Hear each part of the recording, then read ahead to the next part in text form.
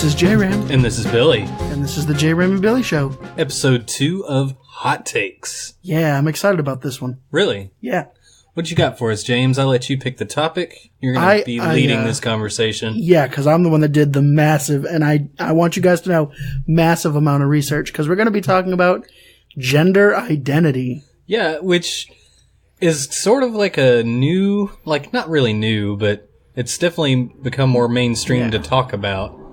Well, it's also become a little bit more important to talk about because the Williams Institute did a study in 2014 where they polled 6,456 transgender and gender non-conforming adults and found the prevalence of suicide attempts among respondents was at 41%. Dang. Which exceeds the 4.6% of the overall U.S. population. How large was, how many people was it again? 6,456. 6,456? And so they're saying 41% of that? Yes. What? The whole country as a whole, the population of the entire United States, has a 4.6% of suicide attempts. Yeah. But among the 6,456 transgender, non-gender conforming adults they surveyed, 41%. That just sounds a little too unbelievable to me. You might think so, but well, I mean, that would be like, it's not as successful, obviously. It's an attempt. Well, it's a suicide attempt. I guess so, yeah. Over their lifetime. Okay, yeah, I guess that's a little more believable because I'm like, okay, that'd be like 2,500 out of 6,000 people. It's a crazy amount. Yeah. Like it's a scary amount. Yeah. We need to talk about it because. But before we get to that, let's go over like some of these terms. You mentioned transgender, and you mentioned gender non-conforming, and what do those mean? Okay. Scientifically speaking. Well, actually, because a lot of people, I'll go ahead and say, a lot of people talk about this like it's not science or it's not real. Yeah. Well, the first thing we want to talk about is there is a difference between gender and sexual orientation, because a lot of people get there's apparently a difference between gender and sex. Well, yeah, that's what I'm saying. Yeah. Like, there's a difference between gender and sex. Sexual orientations differ from just sex. I mean, sex is like you're born a boy or a girl. Like you have a penis or a vagina. Like that's your sex. That's your biological sex. Well, they're related to each other, but they're different. Gender is personal, how we see ourselves. Yeah. Whereas the sex is interpersonal. So gender... Who we are physically, as you said. So gender identity, that's like masculine or feminine? Yeah, that's who we see ourselves as. Yeah. That's way more personal. That's why you can choose your gender. Because that's based entirely on who you are. Yeah. It's not based on anything physical. It's based on emotions and the mind. Not necessarily preferences? Well, sure. Like, that's part of the mind. Well, like, it's like sex is like you just said, it's biological. Gender is more fluid. It's more of a personal thing. So, like, go into a little bit of detail about that. Like, say that I'm a biological male, but I identify as female, like, gender-wise. Well, maybe that's because you feel more feminine. Yeah. Maybe the things that when you think of a feminine, I hate to say woman because it's more than that. Like things that are typically associated with the female or feminine aspects of something. You mean like Barbie, like fashion, likes to carry a purse, wears dresses? No. It's more maybe you're more emotional than somebody who is typically a man. Maybe you're just more like a woman than a man. That's why you might decide to identify as female. Okay. Because you have more you feel like you have more characteristics of that gender than you do male. Okay. I guess I can see that. But taking on that sort of label, it would be a decision all of itself too. I mean, because you could be just a guy who grew up being raised primarily just by your mother, and so you picked up a lot of feminine traits like cooking, cleaning. This is stereotypical feminine traits, by the way, that I'm saying, not trying to put anybody in a box, but what I'm saying is like you know, you can be raised and be a little more feminine. Like a lot of people, when they hear my voice on a phone, they mistake me for my mother because I was more raised by my mother than my father. Yeah. So, you know, because there for a time, like my dad worked over the road and he was gone for long periods of time. So I was primarily around my mother. Like there's those sorts of things, which, I mean, I'm not going to say I'm a man's man or anything, but I feel like I am pretty what they call cisgendered,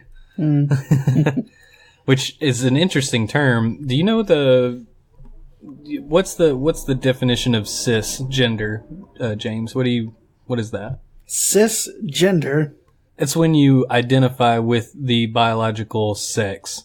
It's like whenever your gender and your sex align and they're the same, correct? I believe so, yes.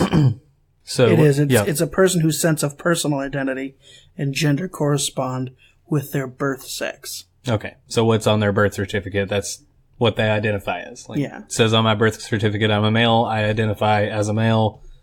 Sure. But I also like feminine things too, you know? Well, yeah. I mean, I guess I don't wear panties or wear dresses or, you know, carry a purse or ask you to go to the bathroom with me. This is bad. It sounds like I'm being super stereotypical, but honestly, this is one of the critiques that I have. It's not really a critique on what gender identity is. Like, I understand what that is, and I understand, like, the divisions that it draws, but at the same time, there's a big push to get rid of these gender stereotypes, too, and labeling yourself as a different gender just based on your preferences, be it masculine or feminine, that's kind of like affirming gender stereotypes in a way. It's like, okay, I'm a guy that likes to sometimes wear dresses, or, you know, maybe I'm homosexual and that happens a lot, I'm actually. Very feminine, so I'm just gonna say I identify as a female. And the reason for that is because, yes, while it's a difference between gender and sex, it also has a lot to do with sexual orientation. Because society seems to, like, interchange a lot of times, or they might assume that, oh, you're a boy, but you like dresses and Barbies, you must be gay. Yeah. That leads a lot of people who are gender nonconforming to question their sexuality. Yeah. But basically, to break it down, a person's gender is the interrelationship between three dimensions. Okay. The body, identity, and expression. Okay. And your level of comfort in your gender is related to how those three harmonize. Okay. So you're saying that, like, if there's more dissonance, they may identify as a female, but not necessarily go full transgender and, like, go through a transition sort of thing. In order there has to be a harmony between those three for you to really know what gender you are. Like, it takes, to discover what you are, it takes a look at those three interrelationships of how they correlate, how they harmonize. Yeah. For you to feel comfortable and know what you are. Yeah. I also want to say, like, I might say some things in here that sound offensive to some people, and that's just because of ignorance. Like, I just want to point out that I'm learning as James is learning, you know, as James is talking about this. So I'm going to bring up some questions that may trigger some people, because maybe they've heard that one too many times or something like that. It could be. But it's coming from a place of learning. It's not coming from hate. And I mean, it's not that I'm completely in the dark about it. I mean, I took a sociology class in college. Like, I learned about gender dysphoria and stuff like that, which this Wikipedia article talks a little bit about that too. But what confuses me about the gender spectrum is not so much like the dysphoria or anything like that. It's kind of like what stems from that. It's just like what I said earlier. It's kind of like at a certain point, you're affirming that these feminine things that you see in the opposite gender, that's what you most identify with. So you identify as that gender, But at the same time, while doing that, you're also affirming society's, like, stereotypes and, like, expectations and stuff that are brought on at the gender that you're conforming to at that point. So I don't know if it's just like maybe it's just this point in history right now. We're just kind of wrestling with these different ideas, and maybe 100 years from now it'll be a totally different conversation. Well, no, I mean, you're hitting on a lot of things, like when it comes to the body, for instance. Yeah. Well, a lot of people, when they think of the body, think of it as a binary concept. Yeah. Two very rigidly fixed options, male, female, based solely on your reproductive anatomy and functions. Yeah. But studies with lately, research in neurology, endocrinology, the branch of physiology and medicine that relates to the endocrine glands and hormones. Endocrine? Endocrine. They point to a broader biological basis for an individual's experience of gender. Yeah. It's also, like I said, it's increasingly points to our brain as playing a key role in how we experience gender. Well, I know that I watched in a documentary, it was talking about, like, I want to say it might have been The 9 Months That Made You or something like that. Mm-hmm. One of those where it talks about, like, embryonic, like, development and stuff like that. And I do know that, all people start out female. It's only whenever we have the Y chromosome. Like, as men, we have a Y chromosome that dictates that we'll have male reproductive organs. Mm-hmm. But the female, or the mother's body plays a big role in that too, because at one point early on in the development, it releases a lot of testosterone to the baby. And whenever it, and that changes a few things about, like, the makeup of the body. And then later on in development, there's another burst of testosterone, which causes a lot of other things, like the balls dropping and other stuff like that. Yeah. And it also, and this is some little anecdote I want to throw in, the length of your fingers actually can point to what sort of sexual orientation or gender orientation you might have, because your ring fingers elongate whenever you get the second burst of testosterone. And if you can just compare. It's going to be kind of all over the place, but females' hands are a little bit different than males' hands in terms of, like, finger length and proportions. Mm-hmm. And so your ring finger compared to your middle finger, I want to say that if they are closer, or if they're a farther difference, like your ring finger is a lot shorter, then that means that you lean more towards feminine personality. And that can also dictate your sexual orientation, possible gender dysphoria and stuff like that, all because that second bout of testosterone didn't happen in vitro. You know what I mean? Yeah. Or yeah, that makes sense. In utero, not in vitro. In vitro is like in a test tube. in utero. Think of Nirvana. All right, keep going, James. What else you got for me? Well, that after with the body, because like I said, there's identity, and that's our internal experience and naming of our gender. And as we know, it can differ from what we're assigned at birth. And according to the American Academy of Pediatrics, by age 4, most children have a stable sense of their gender identity. Yeah. So it actually takes at least a very, at that point knows what is boys stuff, what is girls stuff. However, I do have a friend that is way more familiar with this subject than I am. Yeah. And I ran my notes by them to make sure I presented a very balanced, correct argument. And what they wanted me to add here is that... And this person is transgender, non-conforming? What are they like? I don't want to label them. That's their journey. I didn't know if they mentioned it, is why I asked. Like, I don't know if they mentioned I identify as this sort of thing. It sounds bad when I'm saying it like that, but at this point it's gotten pretty ambiguous to where now I don't know what's safe to say, so I'm just going to go ahead and say what just comes to my mind. Don't trump it up. I'm really it sounds weird that this is a hot takes. Does it not? The way that we're talking about this doesn't sound like a hot take. Well, there's a reason why it's a hot takes. And that's because there are so many people, typically those raised in religious households, those who are conservative, who don't want to acknowledge the fact that gender is a spectrum, that there's more than just two.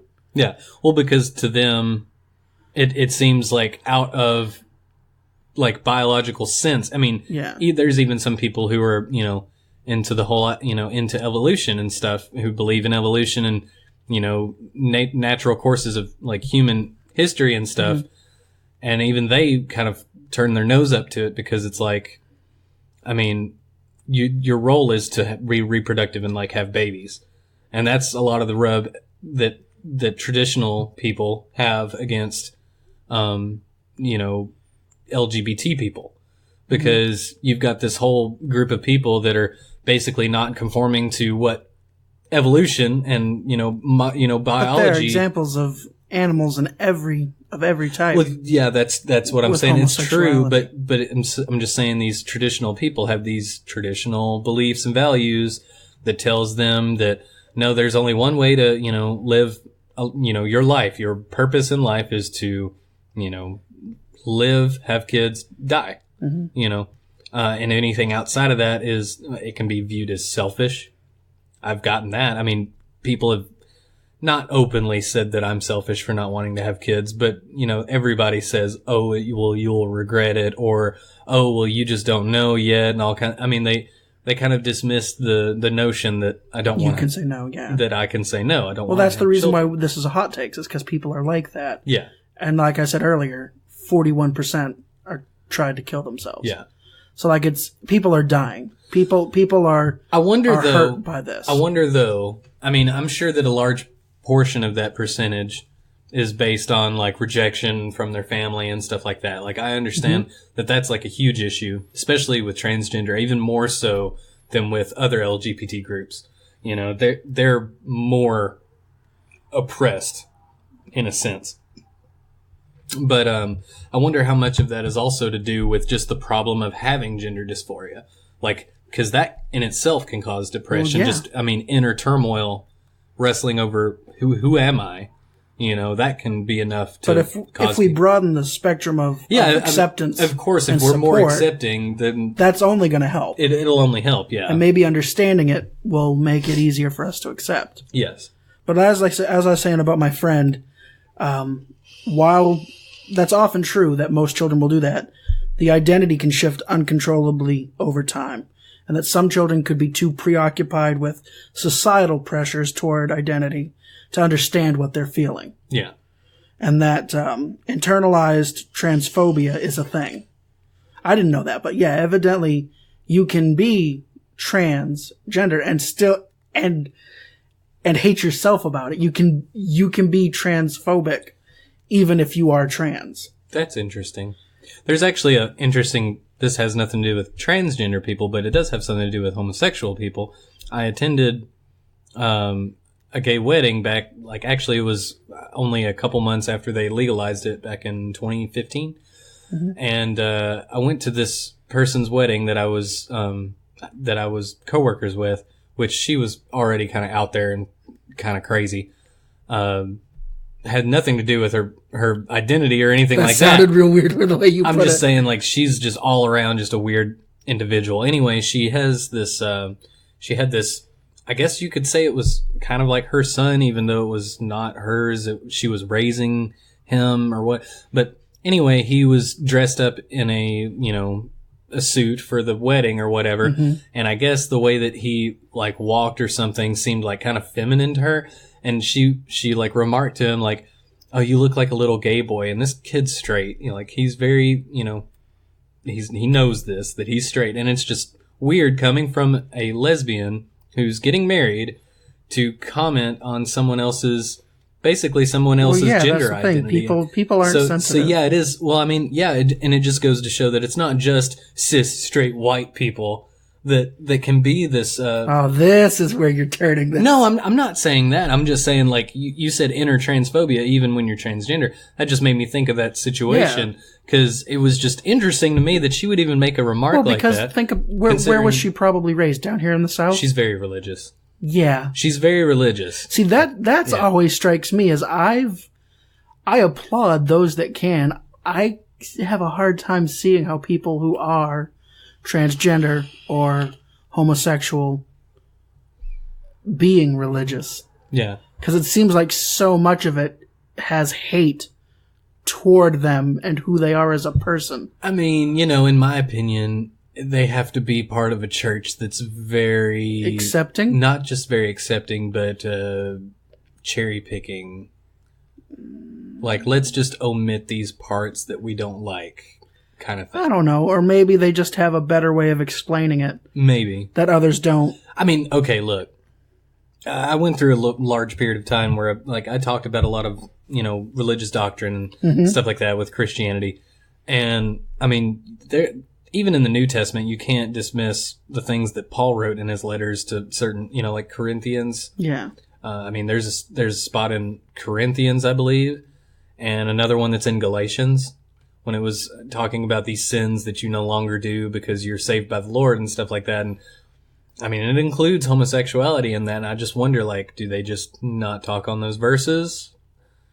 How do you do this? Well, I mean, even if it is a sin, you know what else? We're getting a little off topic right now. We are, but even if it is a sin, you know what else is a sin? Premarital sex, lying. Yeah. Just about everything that true. Humans do on a day-to-day basis is a sin. Yeah. So maybe it's just an acknowledgement that, maybe you acknowledge homosexuality is considered a sin. Mm-hmm. We're born this way. All we can do is, I mean, I guess so. Hope God is I don't know. understanding. I'm not a part of that group, so I can't really comment intellectually on that. But it just makes me wonder about the whole transphobia, while also being yourself trans. That's got to be some kind of next level rejection you're giving yourself at that point. Yeah, that is true. So keep going. What you was talking about that? Yes, they were just telling me that internalized transphobia is a thing. A lot of children may be too preoccupied with societal pressures toward identity to understand what they're feeling. Yeah. And it's why you find a lot of examples of trans people trying desperately to hyperconform to their assigned sex. But overall, this core aspect of one's identity comes from within each of us. And that gender identity is an inherent aspect of a person's makeup. Mm-hmm. We don't choose our gender, nor can we be made to change it. However, the words we use to communicate our gender identity may change over time. Okay. So, I mean, it's just, we have to realize that as language evolves, a person's name for their gender may also evolve. It doesn't mean that their gender has changed. It just means the words for it are shifting. Okay. I wonder if that's just something to do with, whenever you're going through, adolescence and, young adulthood, before your brain's all the way developed, is whenever you will have those shifting changes, and then maybe after a certain point you find one and you stick with it. Well, I mean, the term genderqueer, it's basically used as an identity and as an umbrella term for just non-binary identities. Yeah. So it's something you could use for those who don't identify exclusively as masculine or feminine. Okay.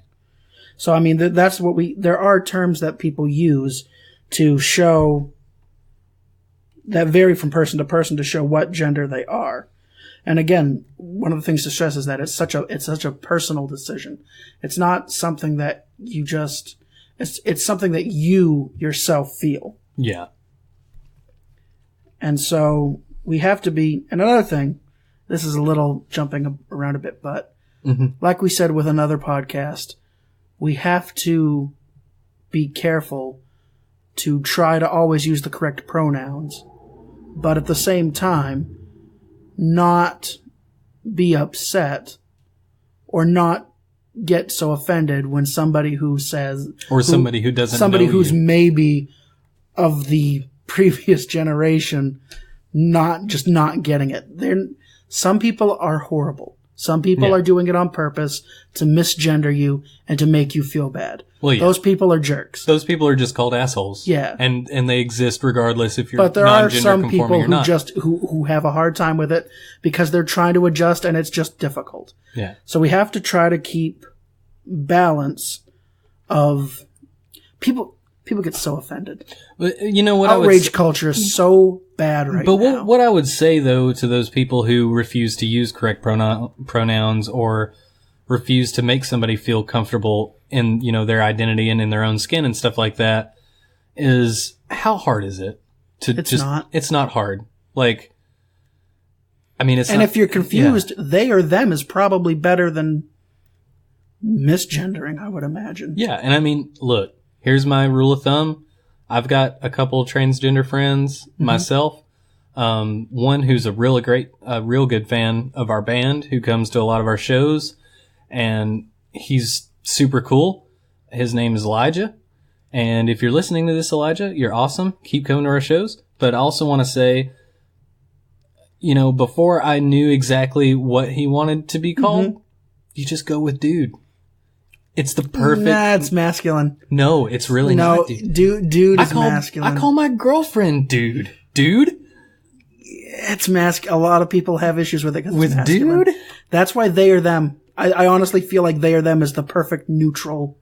Well, yeah, because, I mean, okay, the English language doesn't have a singular gender-neutral pronoun. A lot of other cultures do. But those other cultures also have a lot of, like, gender pronouns for inanimate objects, too, whereas English doesn't. Desk is feminine, lamp is masculine, things like that. Yeah, like German or Spanish or French or stuff like that. Which, actually, I don't know if French is or not. I don't know. I didn't take French, but English doesn't have gender articles, you know, for their nouns and stuff.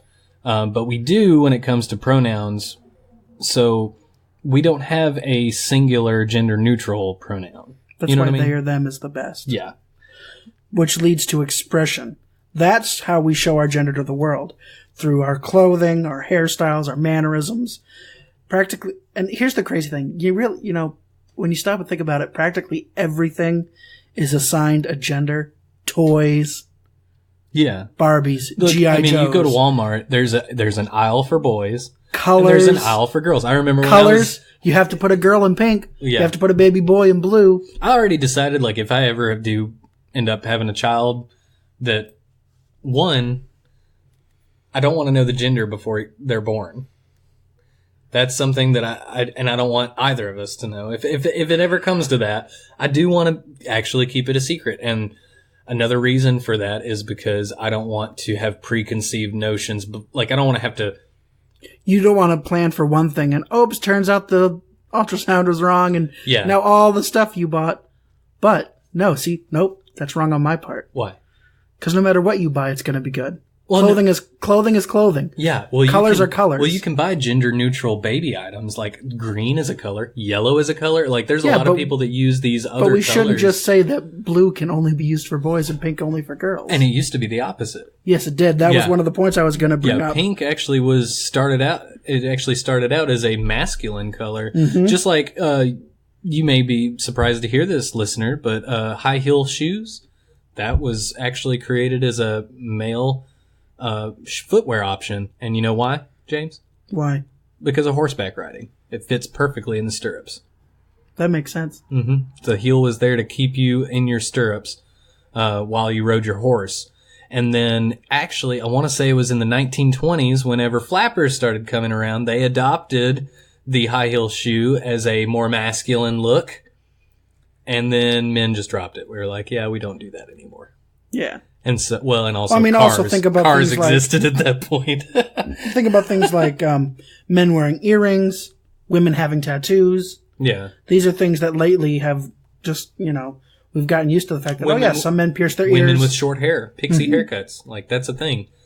Which, I will say, though, and this is stereotyping and just outside looking in kind of stuff, but when I see a girl who has short hair, I will wonder, do they identify as a female? Like, I don't know, because there is a stereotype of the short hair, blue hair, like, wacky hair colors as being a signifier, like an outside signaling of, like, I am not. Maybe that makes me more evolved. But whenever I see blue hair, I always think of Scott Pilgrim versus the World. I always think of Ramona. Every time. It's like, one of our top 3 best movies of all time. Yes. We played a game last night. We had a little bit of a party, and we each listed 5 movies, and went around after we each listed our 5 and knocked them off the list until we got our top 3 greatest movies of all time. Yeah, that was one of them. It was Scott Pilgrim versus the World. What was the other one? Forrest Gump. Forrest Gump. What was Avengers Endgame. And Avengers Endgame. Which was weird. Just because it was only part of a thing. But No, hey, what was we weird, all just kind of voted what was on it. weird is none of us said Star Wars, Star Trek. Yeah. I'm surprised that Marvel made it on there at all. I kind of tried to avoid... Okay, this is way off topic. Yeah, this is I'm way just off. going to go say, I was just trying to not go with franchises. Yeah. You know, as much as possible, because it's like, But- you can't take a movie by itself. That's true. Like Avengers Endgame. Maybe we'll do that game for another show. Yeah, another maybe. Episode. But now what we want to know is how can we find a balance between the body, your identity, and your expression? Okay. Well, there's a few different ways. You have social measures, which is changes of social identifiers, such as the clothing, hairstyle, gender identity, name, or your pronouns. Yeah. You have hormonal measures, which you can use medical approaches such as hormone blockers or hormone therapy Yeah, like supplements. to provide physical, mental, or emotional alignment. Yeah. Surgical measures. That's the addition, removal, modification of Would you- gender-related physical traits. So, this is naive, cisgendered white guy Ryan, Billy, sorry, talking. Yeah. Lean into the persona. That'll help you with I'm this leaning hard. Okay. But, the transgender, like the surgery, like, would you say that's like top tier, like, is that like the end game for many transgender people? Or do you think it... No, I think it's just feeling comfortable. Like I said, I think it's just trying to find that balance, whatever it means. Yeah. That's all people want, is to feel comfortable in their own skin. Yeah. Whether that means they go full out and remove all traces of the gender they don't think they are Yeah. and implant the ones they think they do. Or if, I mean, some people may not take hormonal measures or surgical measures. They may just take the social. Okay. And that might be all they need. Or maybe they want just, social and legal, because there's legal measures like changing your identification documents like your birth certificate, driver's license, passport. It's important to note that this transition experience is a very significant event in a person's life, and a public declaration of some kind where an individual communicates to others that aspects of themselves are different than others have assumed. Yeah, and just good rule of thumb: just don't be an asshole. Yeah, Don't, I mean that's pretty much what we're trying to say with this. and it's just like It's 2019. It may be difficult to understand. It may seem like things used to be simpler, but it's not really that they were simpler. It's that people didn't talk about it. people were repressed, is what Exactly. they were just kept from expressing those things about them because of the social pressure that's there It's now. nice that we can do that now. It's Well, nice that there's less. It's all thanks to the internet. Just people who are similar being able to talk to one another and realize that there's way more people like out there them. than they thought there were. Yeah, that are like them, because otherwise, you'd be on, an island by yourself and not know, if there's anyone else in the world like you.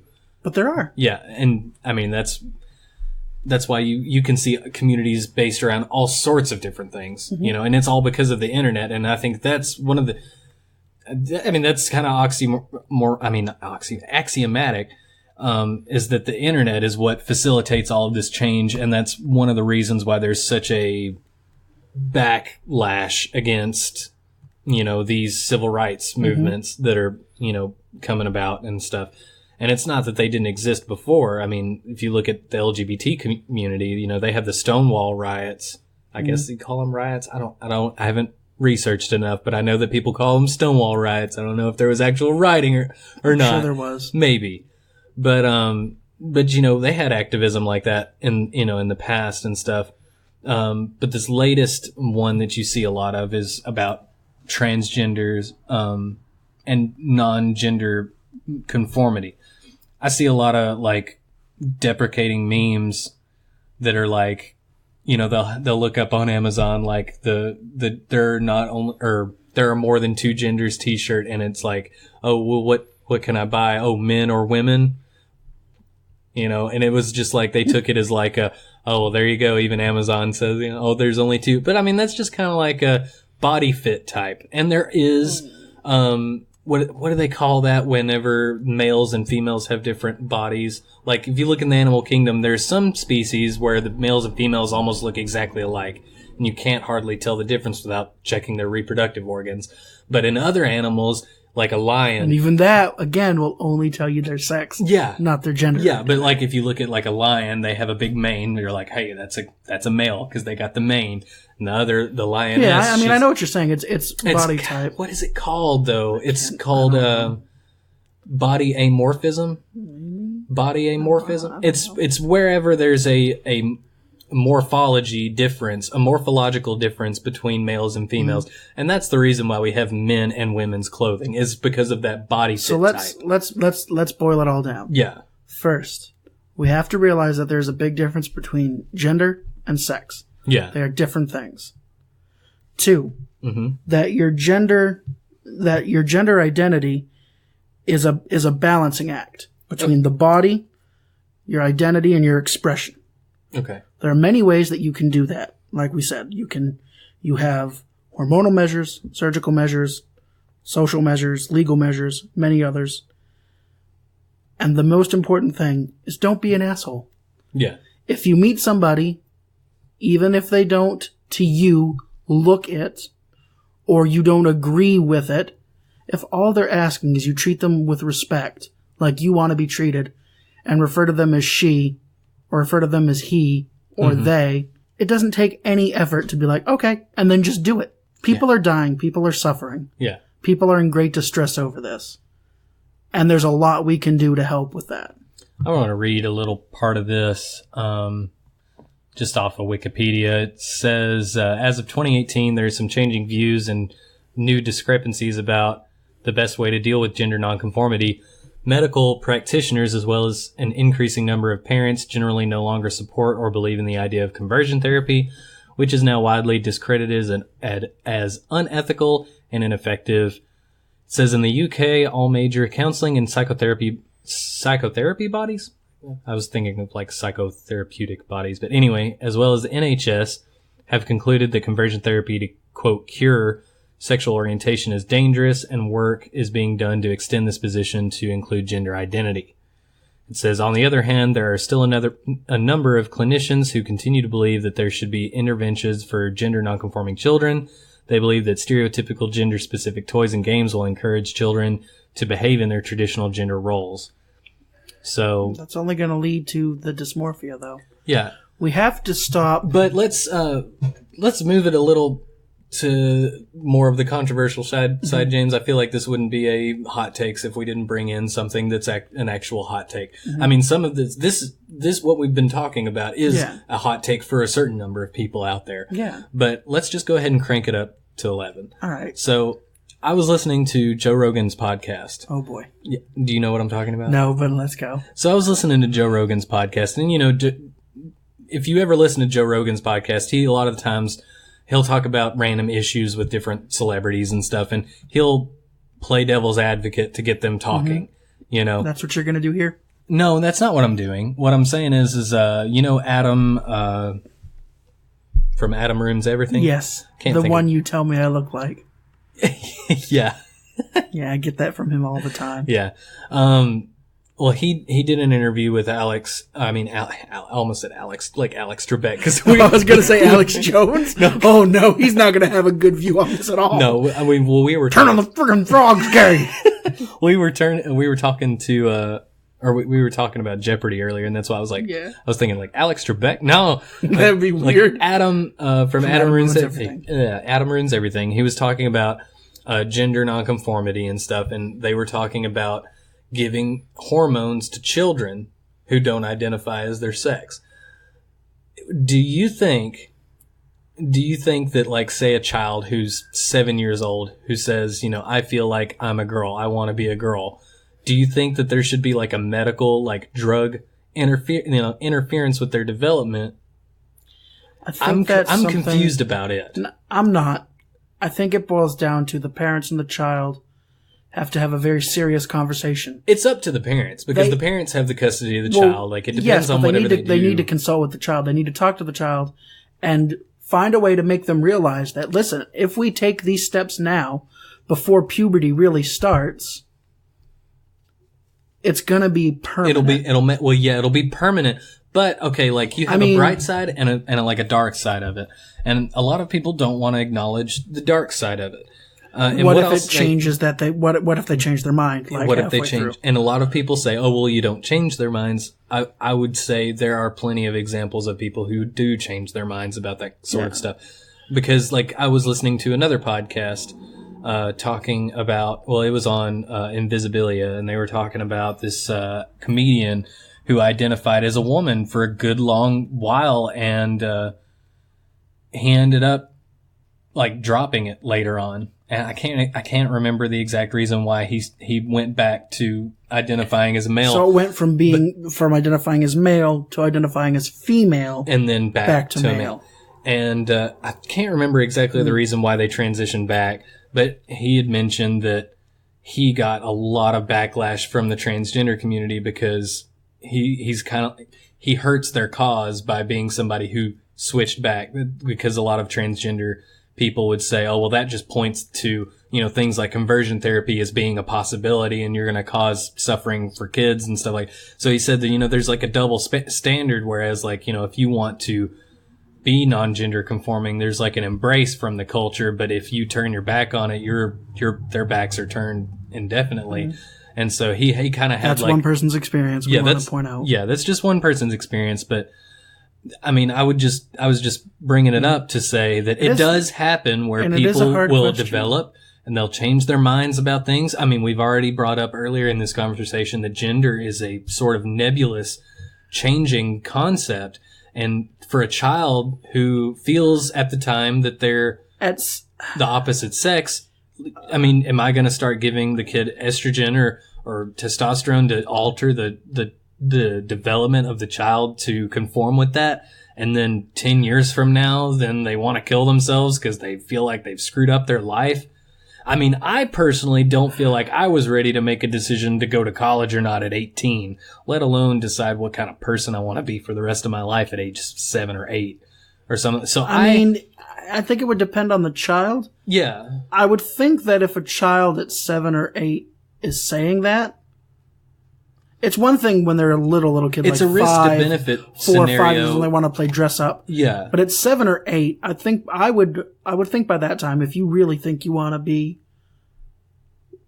I would really think that if you think you are a certain gender, yeah, that you more than likely are. I just wonder if there's like a way to not introduce drugs into it. Well, sure there is. That's like we talked about societal things. You know, if it's a biological female that wants to present or identifies themselves as male, that just outward expression kind of stuff. Bandage. Well, actually, I will say, do not use ace bandages as a binder. For anyone who's transgender who's listening to this podcast, like I've heard from multiple people that is a bad idea. You can block circulation to parts of your body. See, I didn't know that. Yeah, they make binders that you buy. Okay, fine. So get binders. Yeah, get they're clothing. Expensive, but I mean, hey, you're basically, if it's safer, then it's safer. I mean, you're basically buying a high end bra that has a job. It's not just holding them there like a typical bra. It's like doing stuff to you. Yeah. So I mean, they're going to be. But I mean, maybe pricey. taking the other measures to identify as the gender you want. Yeah. Until maybe try that for like a year. Because if you're 7, a year and you're 8, that shouldn't be too far. If you go like a year, identifying as the gender you want to be, using non-medical surgical ways to do so. Yeah. And you love it, and it's who I am. Then. And I want to go on record and say that whatever a parent's decision is, whatever a parent thinks is the best decision for their children is going to be the right choice. That sounds kind of...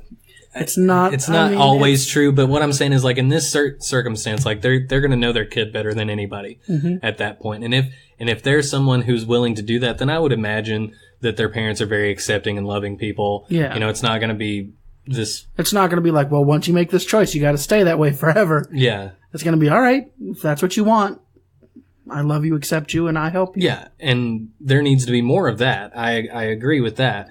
So what I was going to say is, like, the parent's decision is something that I feel like we're just going to have to support regardless. It's not your problem, for one, to worry about someone else's child. Think of it, it's kind of like people who don't vaccinate their children. I guess so. But that does affect other people. Yeah, but so does what we were just talking about. If you force your child to be a way that you want them to be. No, I'm not saying that. I'm saying, like, if a parent decided to use drugs as a measure to have the child be what they want to be. They want to be. That's what I'm saying. Now, that wouldn't really affect other people. That is up to them. Yeah. So, I mean, like, it doesn't affect anybody on, like, any sort of scale. Like, oh, the biggest problem you're going to run in, is addressing them the way that they want to be addressed, which, like, that's just basic human decency. That's just common manners. And I feel like people throw that out the window as soon as they have something that slightly challenges their worldview, and they just have this primal disgust about it, which I did want to say that I did read a scientific study that said that gender amorphous people, or people who are gender ambiguity, whatever the term is for that. But if it's, like if you look at a person, you're like, I can't tell if that's a man or a woman, like those types of people. They said that in certain scientific studies that they rated them as less trustworthy people. And I think it was because of this primal sort of like confusion. Like, I don't know who you are. Yeah, I don't know who. Yeah, I don't know who or what you are, and it's causing me to have this sort of like standoffish sort of point of view. I'm wondering about if that you. goes along with internalized transphobia. Maybe if you don't look how you feel, yeah, you can't really trust yourself. Well, it's just like a very feminine male. A lot of men. If a guy is walking around wearing like let's say like Daisy Duke short shorts, and he's got the signature flannel top all tied up in the front, and goes out in public and stuff like that, which would be perfectly fine if it was on a female. In fact, it would be applauded by most men, to see that on most animals, sure. Shit. Anyway, everybody loves looking at good-looking bodies. Don't even play with me, James. But no, some of us are evolved, Billy. Oh God, brain is larger. I mean, we can joke. But what I'm saying is, like, if a man goes, to Walmart or whatever, dressed stereotypically as a woman, yeah, so it would cause some sort of like primal disgust, especially in other men, towards that concept, because some men, maybe it makes a statement about themselves, yeah, or it could just be like jealousy or the religious upbringing that they have. That's what you'll run into more down here in our neck of the woods. Yeah, we live in the Bible Belt, so it's mostly from a religious point of view that you get these sort of feelings of disgust and stuff like that. I would imagine that farther up north there's more acceptance, but at the same time you have different levels of discrimination. People down here might just be more outwardly expressive of their discrimination, whereas up there it may be more like systemic, like, oh, this person doesn't identify with their sex.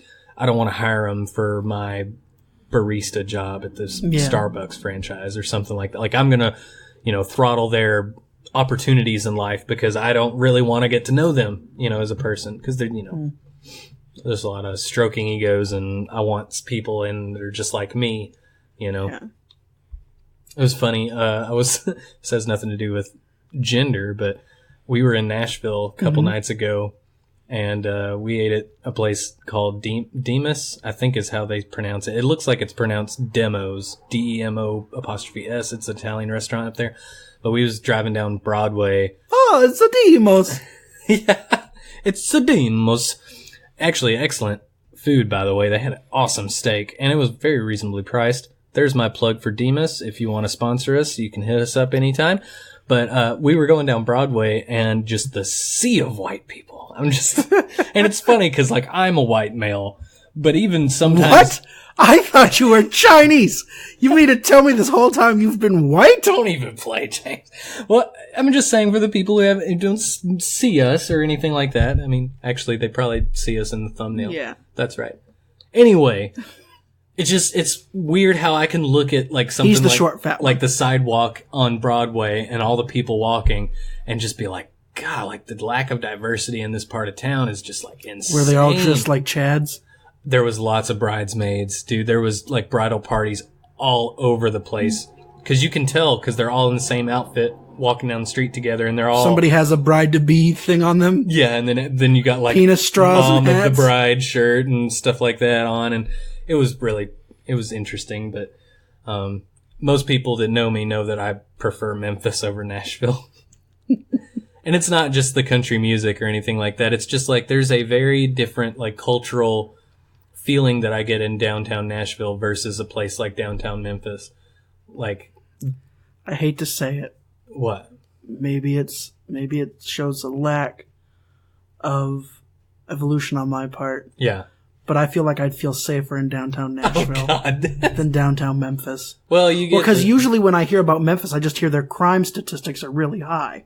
Yeah. And that there's a lot of crime going on. I never hear anything about Nashville. Well, downtown Memphis is mostly just the worst thing that you have to deal with is the homeless people that may or may not actually be homeless because it's shady what they ask for and stuff.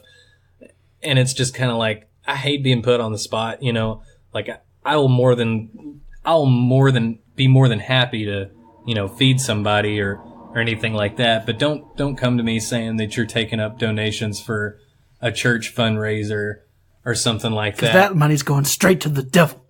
Well, I mean, it's just being dismissive. I mean, as soon as you tell them like, you know, I don't carry cash, it's not oh, well, you can donate on this link or whatever, like a normal donations. It's just they immediately change the expression, like turn and walk away from you. And you're like, I know exactly what you were trying to get.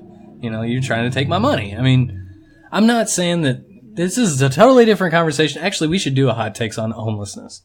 No, we shouldn't. Yes, because I want to talk about the housing development and the war Note for against future. them. Yes, note for future. Let's talk about homelessness because that's a very big issue and it's something I am passionate about. Let's get back to gender identity. Yes. It's a sensitive issue. Yeah. We understand that some of you may be going through it silently by yourself, but don't feel like you have to. Yeah. Find someone, anyone, to reach out to. You don't owe anything to anybody. No.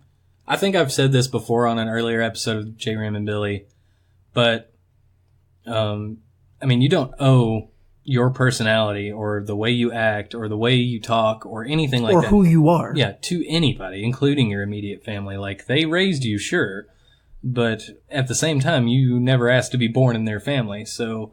That is true. There is such thing as toxic families and toxic relationships, and man, 2019 is all about cutting that shit out. And I'm just saying, like, lately, there has been a lot of talk about, like, what do we regard, you know, our family as? We hold our family in high regard, and yeah, it's going to be a big factor in, like, your decisions that you make in your life. But more and more people are considering their family the ones they choose. Yeah, and a lot of people would say this is like a selfish ideology or anything, but really, it's a search for your true inner happiness.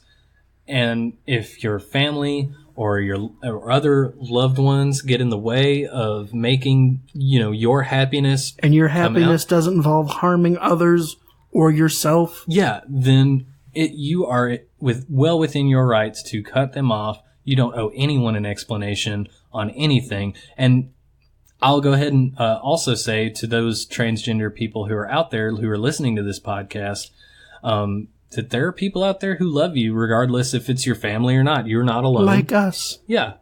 And it's only going to get better from here. I mean, more and more people are going to be exposed to these things, and people are going to learn, regardless if you think that some people can change or whatnot. Society is going to change with or without them. You know, it's not going to matter. No one can halt the march of progress. Yeah. And they'll either have to eventually conform to it, or they'll have to reject it and end up, you know, banished. Not really ended up banished, but just end up being in dissonance with the current state of the world. Heads on pikes. Oh, God. Revolution! Viva la revolution! No, but we've made some jokes and we've kind of talked about this, but again, the main point is it's a hard struggle. It takes a lot of effort, a lot of time, a lot of self-exploration to know who you are. Yeah. So for those of you who are cis, who know what they are, who've reached that destination, great, congratulations. Mm-hmm. Don't be an asshole. That's the main point of this. Don't be an asshole. Just be kind to one another. No, what? Be excellent to one another. Yeah. So excited for Bill and Ted 3. Yeah. Be excellent to one another. Remember, you're breathtaking. Yes. And with that lovely sentiment. Actually, I want to talk about one more thing before we All stop. I'll also want to add, just for maybe some of the people who are, may make some comments or anything like that. The DSM, which is the Diagnostic and Statistical Manual of Mental Disorders, a lot of people like to cite that gender identity disorder is a mental disorder, but that actually has been changed for quite a long time. It used to be called gender identity disorder, and its definition to gender dysphoria is virtually the same. It says that, quote, it's the formal diagnosis of people who experience significant dysphoria or discontent with the sex they were assigned at birth and or the gender roles associated with that sex. It says, in, quote, gender identity disorder, there is a discordance between the natal sex of one's external genitalia and the brain coding of one gender's as masculine or feminine. So there is sort of a binary aspect still with the masculine feminine thing, which is what I was calling back to. I'm just calling that back to at the beginning of the conversation where I said it's kind of like affirming masculine as men, feminine as women. And then there's another subset of like transgender discussions that revolve around just completely getting rid of gender stereotypes at all. And it should have zero thing to do with whether you identify as a man or a woman. Yeah. But it's also like, that's kind of like part of the definition too. It's still confusing to me in a lot of aspects. And there's a lot of things that I want to like try to learn on. But I did want to say, where is it?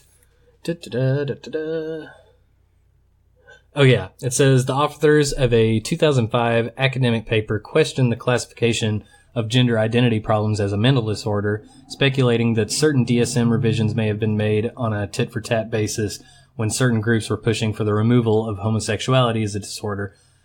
It says this remains controversial, although the vast majority of today's mental health professionals follow and agree with the current DSM classifications, which is gender dysphoria, not gender identity disorder.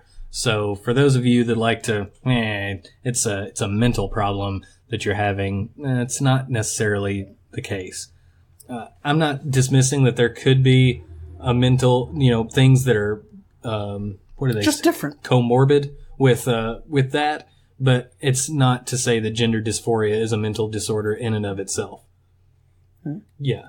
So that's just what I kind of want to interject there. A lot of people like to hate. But we would like to read your comments. We would like to hear your thoughts on the issue. Yeah, and I'm sure that we've glossed over a lot of details. Yeah. So what we'll do is recommend research it yourself. It's a big issue. Yeah. All it needs is understanding. The more you understand, the more you know, maybe the better world we'll have. The best way to learn about other people and other points of view is to get your feet wet in it. Like, learn about it. Try to make new friends. Try to mentally, because you can't physically, put yourself in another person's shoes. Well, you can physically, but that's being literal. Figuratively, put yourself in that person's shoes. Try to imagine, like, how would you have to live your life, having this issue where, I look like a man, but I feel like I'm a woman. And, I want to identify as a woman because that's more of the person who I truly am. Think about how that would affect your life and what kind of problems. The steps you'd have to take. Yeah, the steps you'd have to take, the rejection that you might get from some of your closest friends. I mean, you can hate on it. I'm not going to like you for it. You can hate on it, but you can't dismiss that someone has to be courageous to go through those sorts of transitions and be able to take on that extra layer of hate. Transgender people are statistically one of the most discriminated against sections of the population. They get a lot of hate, and honestly, they're just trying to live their lives the way that they want to, and it doesn't affect you at all, whatever they do with their lives, That's true. So I just want to end on that note. Mind your damn business, people. But comment. Yeah. Like our Facebook page. We have a Facebook page. Yeah. Follow us on Podbean. Yeah, or Spotify. You can listen to all of our podcasts on Podbean or Spotify for free. And you can download that shit to your phone. You know what else is for free? What? Our YouTube channel. For show. We got a YouTube channel. We do Let's Plays, which we haven't posted in a while, but we're going to very soon. Yes. So be sure to check out the description, and you can see a link to our YouTube channel. Subscribe, please. It'll help us way a lot. Yeah. That makes no grammatical sense, but I'll take it. Doesn't have to. So English is a bad language anyway. Let us know what else you would like to talk us about on Hot Takes. What else you would like to talk us about? Is that what I said? Yeah. Okay. What Billy means is, what topics would you like us to cover on Hot Takes? Yeah. What is something that just really grinds your gears that you just want us to talk about? Or maybe something you'd like to hear us debate, because that's kind of what Hot Takes is normally it's I think one way, he thinks another, or vice versa. Yeah. Which, I'm going back to what we said earlier about the children. I'm not sure how I feel about that. Just because I feel like I think your answer, though, is the best. We just have to realize it's up to the parent. Yeah, that's what I ultimately feel about it. But, if it was my own child, I would be very much of, please, I don't want to add this extra layer of, drugs on top of my, child in order to make them feel more. You've got the one side of the coin where it's okay, they'll feel better in their own skin because they'll feel more of what they identify as. But on the other side of the token, you've got, what if they change their mind? This is kind of like a permanent solution to possibly a temporary problem. Yeah, it may just be they want to. So it's a very risk to benefit kind of thing. It just really kind of scares me. But yeah, as we said, be awesome. Yeah, be excellent to one another. Remember, you're breathtaking. This was JRAM. And this was Billy. And this was the JRAM and Billy Show, Hot Takes. And we'll see you next week.